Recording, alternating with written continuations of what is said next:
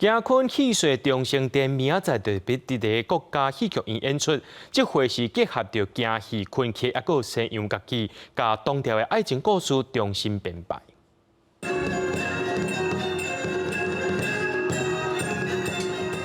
董明宏甲杨贵妃的故事一直拢是戏台顶上热门的话题之一。高公量文教基金会推出姜昆戏说中生殿，这回结合京戏、昆曲甲西洋乐器，将唐朝的爱情故事重新编排。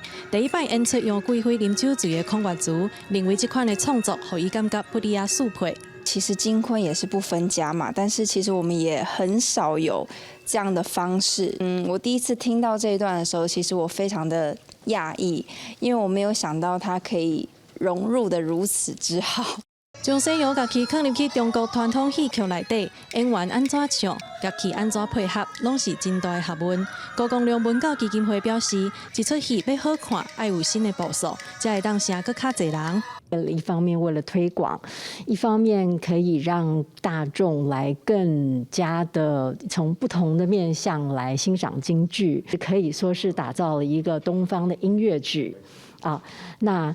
让大家可以呢，就是更轻松的，而更完整的欣赏这整个长生殿。姜昆戏说中生殿11月初5就要伫台北国家戏剧院演出，12月17到18嘛会去到台中的国家歌剧院，甲大家见面。记者麦尚英、陈宝罗台北报道。